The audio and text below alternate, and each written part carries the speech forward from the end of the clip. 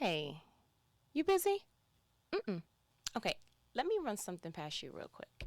I've been finding myself having a conversation and literally bringing up the same phrase in multiple conversations. And whenever that happens, it gets my attention because I'm like, there has to be something there. Almost like I take anything that is repetitious as a sign, the way that God called Moses Moses. You- Anything to me that actually, verily, verily, I say unto you, anything that is repetitious to me is almost like a in the spirit. And so when I've been having these conversations, the one phrase that I have been noticing that has been coming up is the following. I have said, you produce the way that you consume. And in one conversation, it meant, because let's just give an example. If you are a book reader, then you are more prone to want to give advice on books or want to produce a book. If you are someone who is more creative, you actually are more, find yourself kind of yielding to or being attracted to other people who are creative in that space. If you are more of a introvert, you kind of find yourself trying to find ways to be successful in whatever your lane is in an introvert kind of way. And so essentially what's happening is because you consume a certain way, you find yourself producing a certain way. So if you're someone that really, really, really prefers to listen to music opposed to listening or watching a music video, then you would probably, when it comes time for you to produce something, you would probably produce in the way that you consume, right? Is essentially what it was meaning in most conversations. But when I brought it up in the latter conversations I was having, I was referring to how a person treats other people. And in this one instance, I was having a conversation in regards to someone launching an idea, a product, or the above. And I noticed that it was actually the issues that were coming up were issues of, it was founded in fear, but more so it was because I noticed, oh my gosh, because you are so judgmental and harsh when it comes to viewing other people's work, you are afraid of producing anything because that's the way that you consume. So you're afraid that when you produce, people are going to give you that same reaction. You are trying to avoid essentially other yous. You're like, I want this to be perfect. I don't want it to be air quote ghetto. Essentially saying, I want great quality because if it's not, I'm going to get a harsh, brutal backlash because on the other side, that's what I would give someone else if I were consuming this particular content or their content. And so I was like, man, a lot of the times people miss the very thing that they're supposed to be doing, the very thing that God has whispered in their ear years ago, because they are trying to avoid essentially them. And it kind of took me on a whole nother path when I started thinking about why do people miss what God is trying to do through them, for them, to them, or the above? And the answer became because people are not willing to admit that they are the problem. That they are the problem. Instead of, oh, I don't have this, and if I had a little bit more of that, and whatever you wanted to go ahead and make your proverbial hindrance, you will, when honesty hits, you'll eventually get to the place that you're like, yo, real talk, I'm the problem. Because whatever you have identified to be the issue, 9 times out of 10, 10 times out of 20, okay, whatever you want the number to be, there is always a person that has won with the thing that you said you couldn't win with. Oh, money was your issue? Doesn't it kind of sting a little bit more when you find that somebody won with less money? Oh, education you think is your issue? Doesn't it feel some kind of way when people are getting promoted and they don't have the same accolades that you thought would equate to the win? Oh, you thought body image and weight was the number of weight was the issue of attraction and finding a mate? Doesn't it make you feel some kind of way when you look at someone's outer shell and see, oh my gosh, you obtained a title that I've been looking for, and we're not even in the same weight class, literally and figuratively? Oh, okay. Don't it? So essentially, whatever you have identified as your issue, somebody else is winning with the thing that you've claimed is your issue. So what does that say to us, class? It says, I am the problem. And I went through this whole thing about reprogramming your I am, but sometimes you have to just be that clear with yourself. There is a difference between a hindrance and a hurdle. I went ahead and I was like, that's really bothering me. Because if you know anything about me, I love, love, love, love cheering for the underdog. I love watching somebody go get what they want. Something about that fuels me to the next level. And lately I've been finding myself watching races, relay races, 100-meter, whatever. I just want to see the people run. You understand? I don't know what it is. Maybe because I ran track for like 2.5 seconds in middle school, but something about that just rings home true to my heart, because I know how much work it takes to actually run what we're watching for a couple of seconds, under a minute kind of thing. You have no idea how long it took somebody to train, what they had to eat, how much they had to sleep. I mean, literally, what we watch as a 58-second win took them a whole lifestyle to contort that. And so I have an appreciation for people who do things behind the scene that we only clap when we see them appear on the screen. And that's just my little, I'm going to get down from the soapbox. I know you're looking at me like you're getting passionate, because you know I do.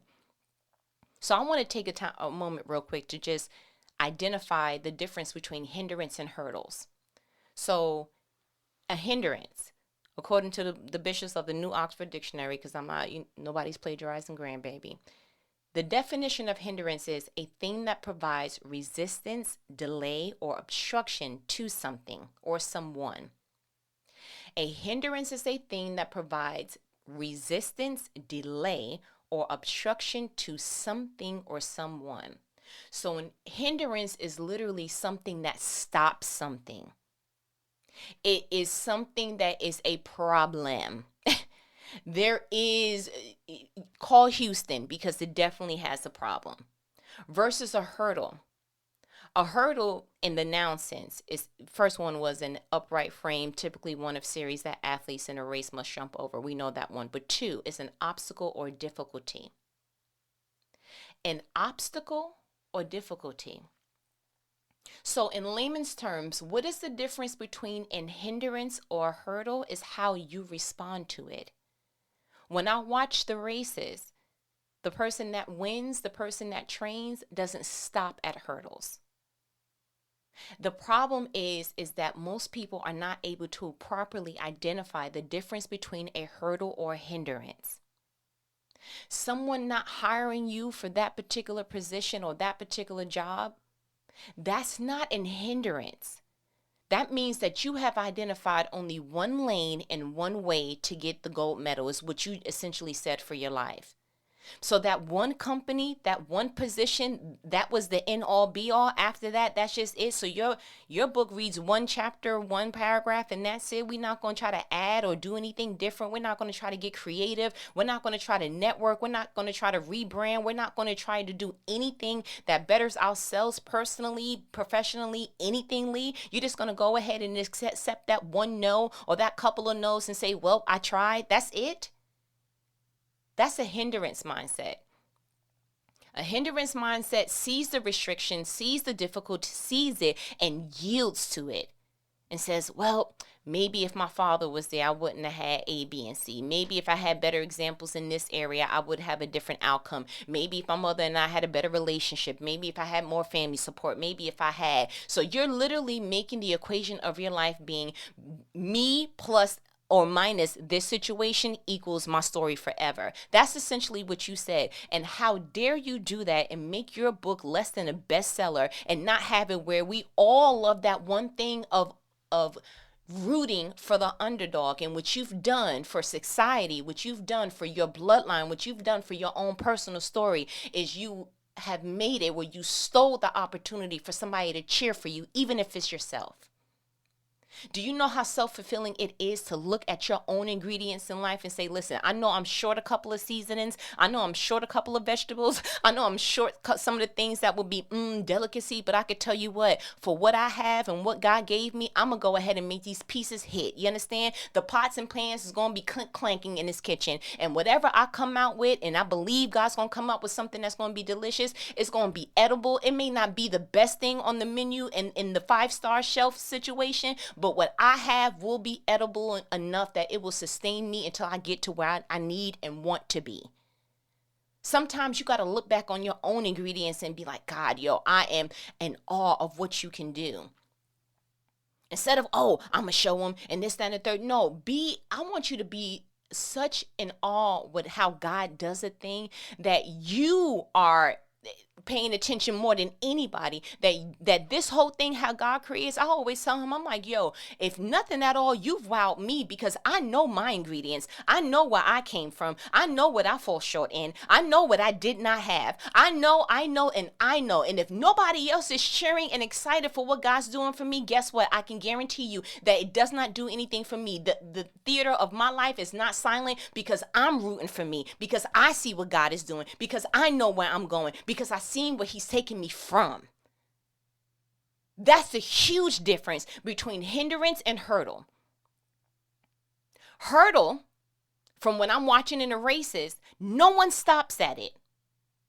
I don't care if it's in alignment with everybody else's hurdle. I don't care if the hurdles are staggered. I don't care what it is. I have never seen an Olympic gold medalist get in front of a hurdle and absolutely stop at it or walk around it or nothing of the sort. The person has either timed it, seen it coming, or went ahead and positioned and conditioned their body in a way that when hurdles come, I don't stop. I don't stop. How long you been on this earth? You know it's the same rotation. The enemy going to try to do something with your finances, something with your personal life, something with your professional life, something with it's the same thing. There's nothing new under the sun. Ecclesiastics told you. And I rebuke anything of that nature from happening in the name of Jesus. But you have to get to the point that you like, bruh, it's the same song. It's the same sad love song. You think I'm going to keep crying about it? I know the lyrics. I know the words. As a matter of fact, I used to help you write some of this, but I'm getting up from this particular booth. I don't party in this particular way. I'm not worshiping at this particular hurdle. So at this point, we're going to start making all hindrances Olympic gold medalist hurdle type of events. If God allows me to see it, if God allows me to sense it, if the Holy Spirit nudges me to do a certain thing at a certain time, I know it's because he's saying jump, because he knows a hurdle is on the way. And sometimes it's because when you practice and you do all the things, you do not equate for, hurdles are going to come. Imagine how different your life would be if when you went ahead and planned for something or did something, instead of doing plan B, because that shows sometimes a lack of faith. I ain't going to hold you. We'll have that conversation at another time. But instead of going ahead and try to do plan B, you went ahead and already implemented plan A, point 2. You understand? Not that you are deviating from plan A, but that you know what? You already prepared for whatever hurdle comes to play. So if you know that there's going to be possibly some financial whatever, I need you to get better with your money. If you know that you're prone not to feel good when you around a certain time or when you eat certain things, I need you to be better with your health. If you know that your family history is more prone to whatever the ailment, the mental health or whatever, I need you to go ahead and get in front of that. Sometimes the race is won because you got ahead of the hurdle. Maybe the hurdle is not moved completely in the name of Jesus. Maybe it's not. But God says that his grace is sufficient enough and that his power works best in your weakness. That's what the Bible says, right? So if it is a case where the hurdle is not completely moved, it's okay, because the hurdle shouldn't move you. You understand? Cool. I said all that to say that I feel like if people really got that level of authentic, that level of transparent, my gosh, could you possibly grow from the fact that you realize, man, I think the problem is me. Like, time out. It probably is. That's why exposure is so important. That's why you need to see that not everybody came from a two-family household with all the money and all the things and in the right environment and in the right state and the right city and the right. You need to know sometimes that, listen, the Savior of the world came from Nazareth. Does anything good come from Nazareth? It sure does. My Savior came from there. Sometimes you need to see that royalty is not always just considered the most holy of holies. Sometimes you got to see that Mary possibly is going to give birth in a manger. I think God purposely let us see. I want you to see a win when it doesn't even look like the setup was going to usher a win. Pharaoh's in the palace, but Jesus is in the manger. I need you to get that. Like, seriously, I need you to get that your components, whatever your variables are, it does not equate to your outcome. I do not care. How many underdog stories do you need to see or read? How many things do you need to go ahead and just experience yourself? Like, what does God need to do to convince you that, yo, I can change anything around? You come and seek me, bro. The things that you and I could do, if you really pair up with me and sincerely seek me with all your heart, bro, the things that I will do to your life will have you wowed. Don't you want to live a wild life? Like, yo, like, what is going on? God, you did this for me and did. But sometimes getting to that particular point requires for you to realize that the problem is not your family. The problem is not how much money you have. It's not your education. It's not even the fact that you had a poor head start. No, it's not that addiction. You ain't going to be able to use that either. Yeah, I know if you didn't meet old boy, maybe your life would have been different. Possibly true. I ain't going to hold you. But you know what? We'll never know because we're not focusing on that, right? Sometimes the problem is so buried within that you can't see past yourself. And I went ahead and started reading about Moses and with that particular lens. And I said, oh, my goodness. If he does not embody the entirety of what I just discussed with you, I'm like, the way that I see him now, I almost low-key feel bad. Because I was angry at Moses a couple of times. I was like, bro, I don't understand. Like, out of everybody that I ever read, like, the way that you and God was like, you and God in, I almost like, you know how they always ask that question, like, who would you have wanted to meet, dead or alive, blah, blah, blah. Not to be no spiritual Bible thumper kind of thing, but I always said, I want to talk to Moses. Because, like, I don't understand, like, the favor that you had with God, bruh. Like, you got to convince God, like, can I see you? When I see you. Heaven knows when I walk right. But, like, you got God to be like, hey, real quick, can I see your pinky toe? I know I can't see your face because then I'm going to be raisinets, but can I see your pinky toe? You spent so much time with God, Moses, that people were like, bruh, I need you to put on a veil because the way that you out here in these streets shining, I mean, we said no more shiny suits, but like your whole face is on a glow. Like, you talk about glow up, sir? Like, I'm gonna need you to tone it down. Like, you giving very much, sunshine at 11:30 p.m. I love how he was just able to, wait, God, listen, let me just talk to you real quick. Don't smite the people, Lord. Because it's going to look like you brought all these people out here and because you didn't have the power to do anything. But, like, you was able to, like, real talk. I know people put it on T-shirts and stuff, but, like, God was your homie. Like, he was homie and you out. Like, God, you letting him talk to you? You letting him ask, can he see you? Oh, God, you spending so much time with him that you morphing how this man look. And all that, Moses was, I feel like he was plagued with never being able to see past himself.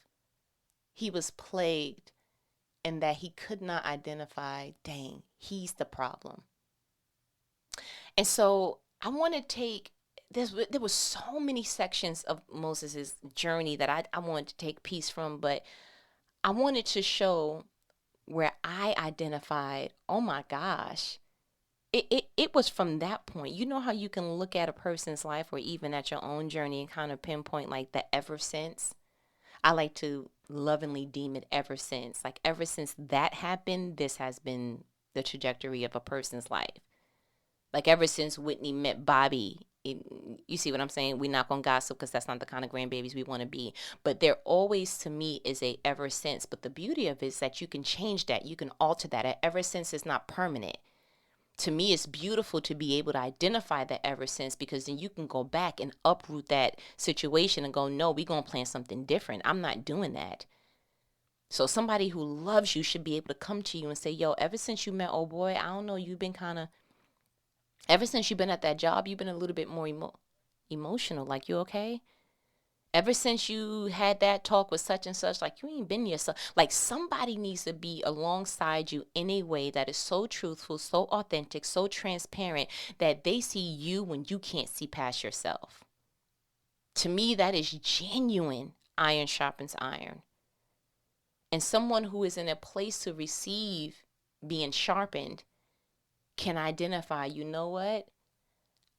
I probably can't identify the ever since, but I can identify the truth in your statement.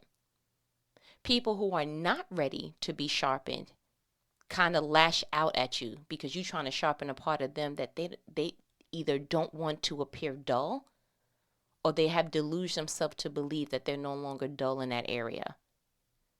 So, yeah, we'll leave those grandbabies alone because I have a lot to say about that as well. I do want to read about Moses, though, because he's a grandbaby on the queue right now. So Exodus 4, you know I read in the NLT version, right? You should know now. Now, before I go into reading this, I want you to remember the lens that I said. This is where I have identified the ever since for Moses, that this is the thing that kind of triggered, wow, this dude really can't see past him being the problem. All right, so let's read from verse 1, Exodus 4.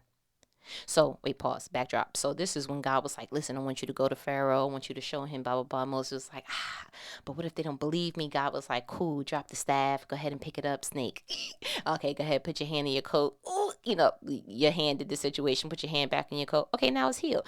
So God was doing a little bit of what God does, showing him like, yo, this is the real deal. Holyfield, I need you to go ahead with confidence and go. So this is the next chapter after that. You following me? Cool. Okay, so Exodus 4, verse 1. But Moses protested again.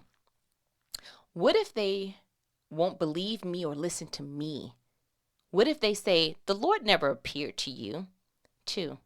Then the Lord asked him, what is that in your hand? A shepherd's staff, Moses replied. 3. Throw it down on the ground, the Lord told him. So Moses threw down the staff, and it turned into a snake. Moses jumped back. 4. Then the Lord told him, reach out and grab his tail. So Moses reached out and grabbed it and turned back into a shepherd's staff in his hand. 5. Perform this sign, the Lord told him. Then they will believe that the Lord, the God of their ancestors, the God of Abraham, the God of Isaac, and the God of Jacob, really has appeared to you. 6. Then the Lord said to Moses, now put your hand inside your cloak. So Moses put his hand inside his cloak, and when he took it out again, his hand was white as snow with a severe skin disease. 7. Now put your hand back into your cloak, the Lord said. So Moses put his hand back in, and when he took it out again, it was as healthy as the rest of his body. 8. The Lord said to Moses, if they do not believe you and are not convinced by the first miraculous sign, then they will be convinced by the second sign. 9.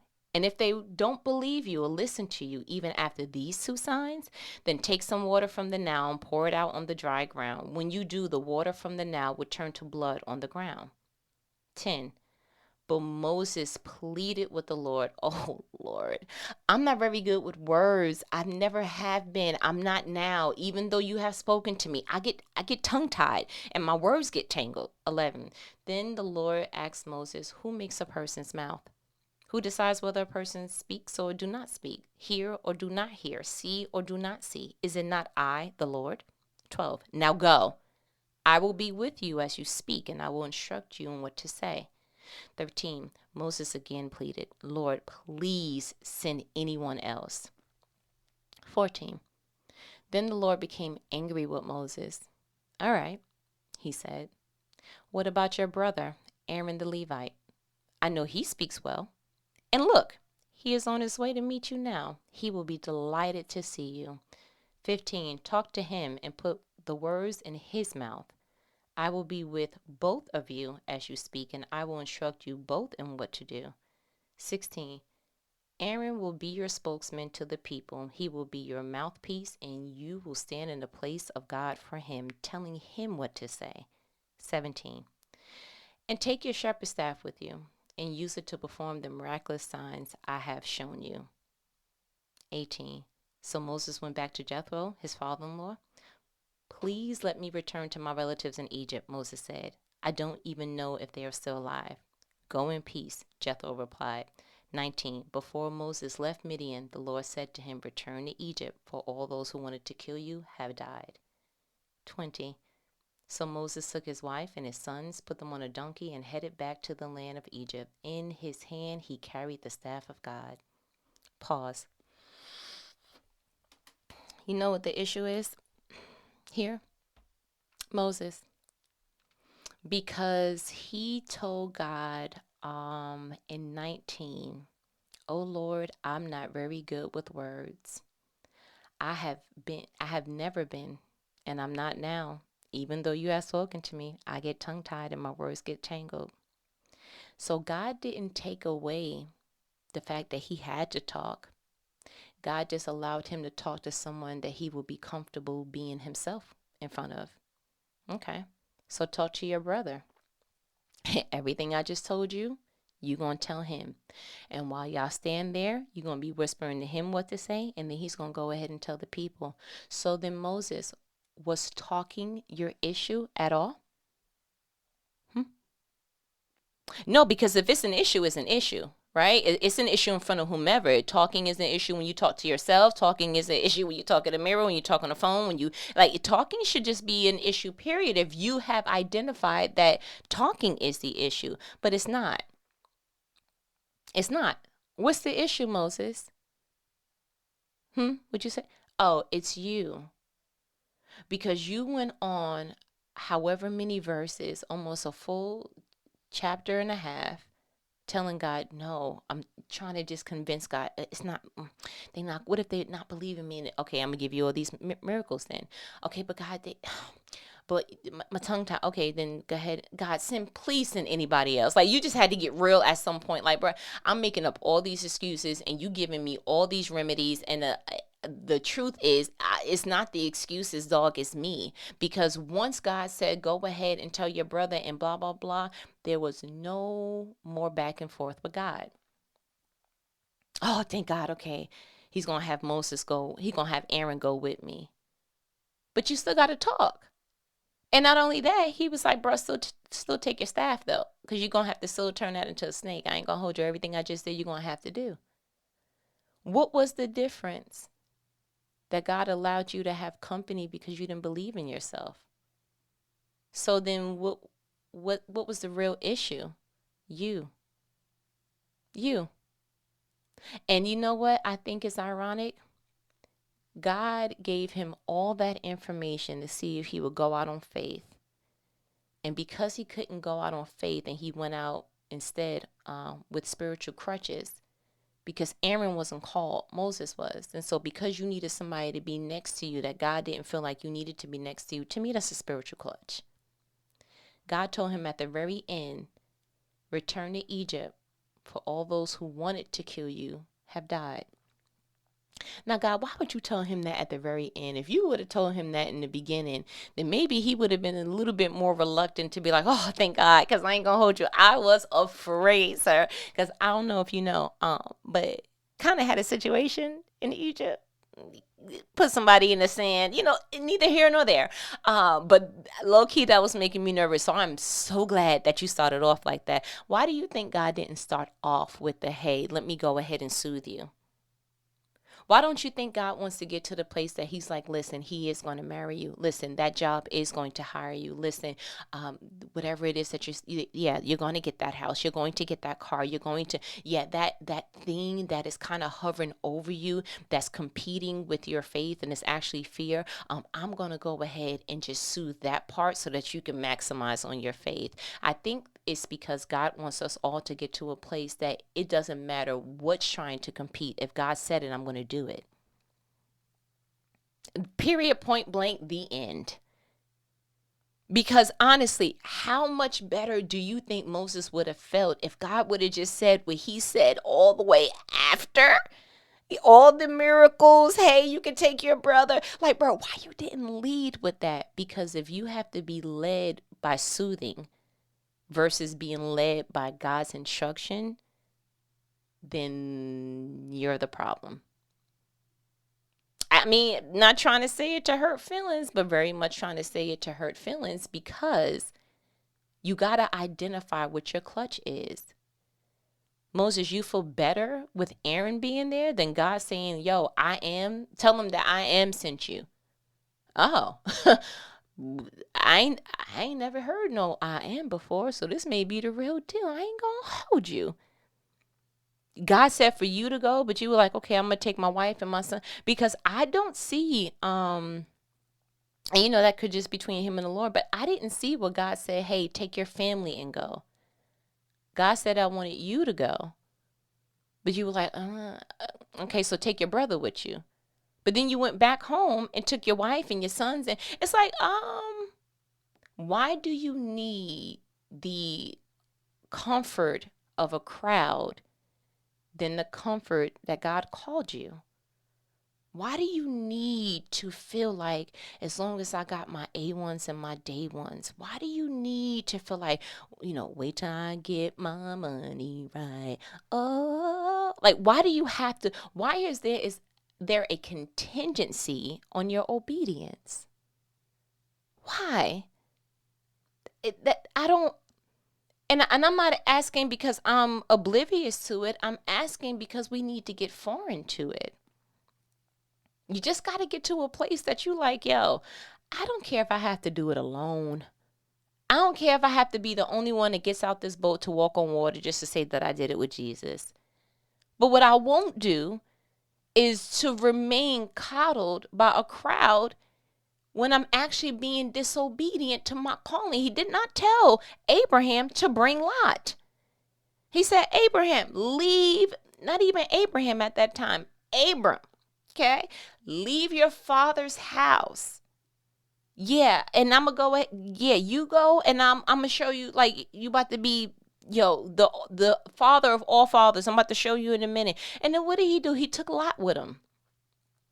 Why did you need the comfort of a crowd in order to be obedient to God's calling? Why did you need that?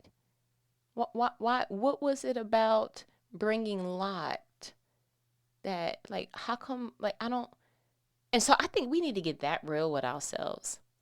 We need to get that real that we like, Moses spent all that time convincing God he wasn't it. Yeah, you got the, I listen, sir, I'm telling you right now, you dialed the wrong number. I would hang up, but I don't want to get zapped. So what I'm trying to tell you is like, yeah, no.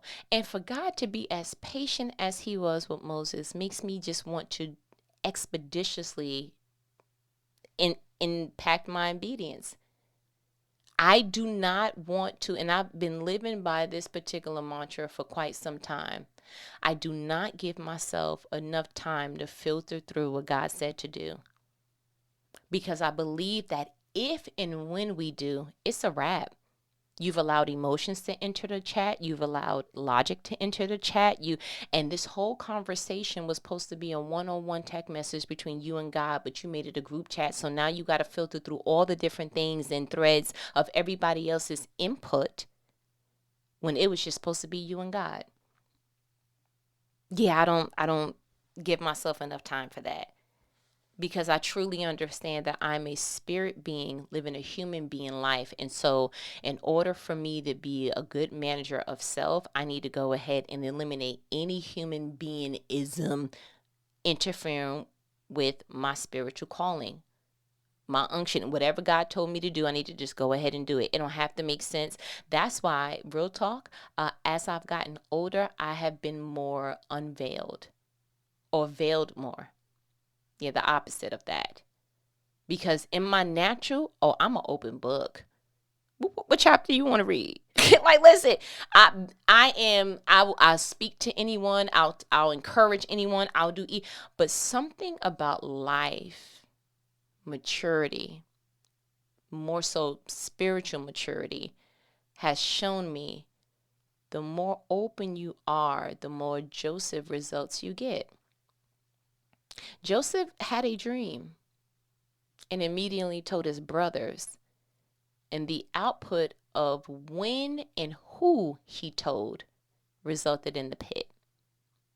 And so I have learned that once you identify certain things about yourself, once you're able to get real with yourself and say, listen, I don't want to get to a place that I have to now filter through, what my aunt said, what my homegirl said, what my sister said, what my father said, I don't want to do all that. So sometimes you're going to have to just go ahead and be obedient first and then inform people last.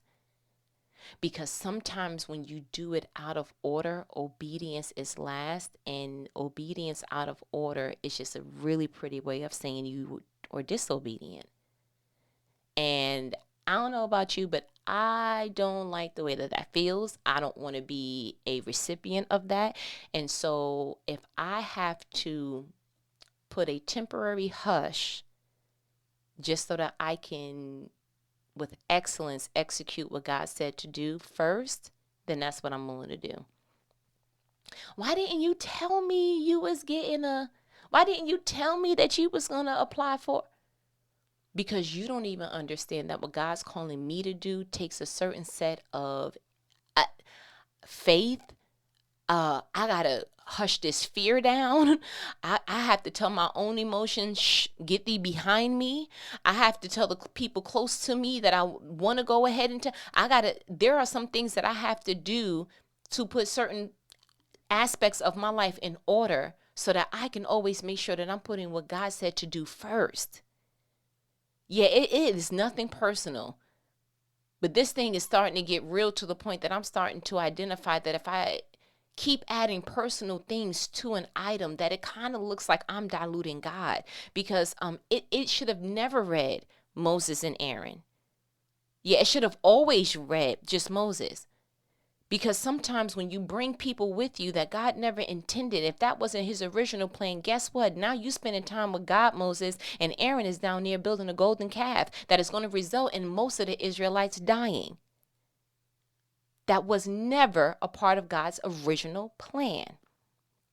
And so when you contort his plan, then understand that you also have to accept what comes with that.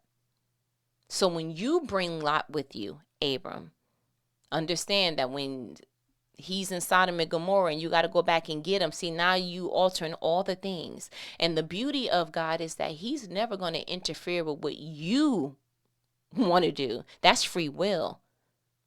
But you're going to have to get spiritually strong enough and mature enough that you understand that you never want free will to override his perfect will. And that's what we all should be getting to a place of. But you cannot get to that place until you have successfully identified within yourself. When you look at certain patterns, when you look at certain areas, when you look at the outcomes of certain situations, you're like, oh my gosh, I'm the problem. So that's my challenge to you. I'm not trying to get you to claim that you are anything. But I want you to identify that you've missed leg day in certain areas of your life. And I want you to hit the gym. Period. No more spiritual clutches.